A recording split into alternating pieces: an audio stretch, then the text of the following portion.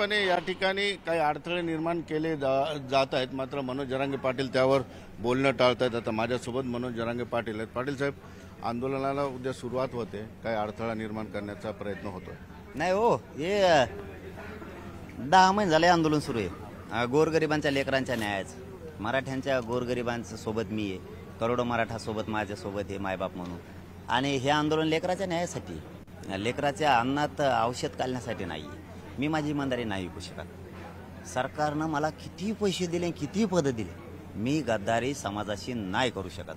हे मला अडथळे आज नाही आहेत। हे 10 महिने आंदोलन सुरू आहे तेव्हापासून आहेत। याच्या अगोदरही आंदोलन सुरू होतं महाविकास आघाडीच्या काळात, साष्ट पिंपळगावला, त्याही वेळेस होते।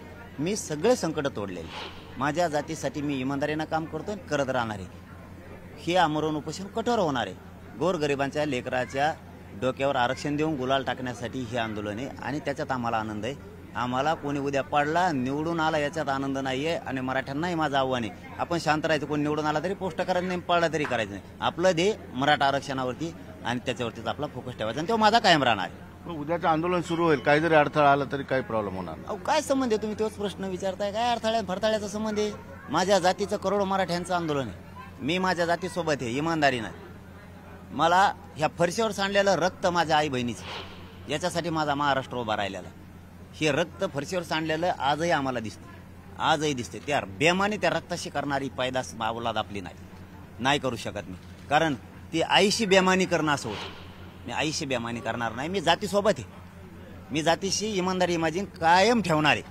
मी पैशासाठी गद्दार होणारा नाही, बेमान होणारा नाही। मी फितूर होऊ शकत नाही, फितुराच्या यादीत मला जायचं नाही।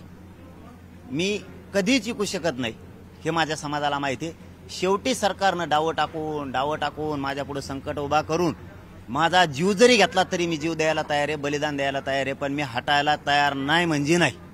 मी गद्दारी करूच शकत नाही समाजात। झालेत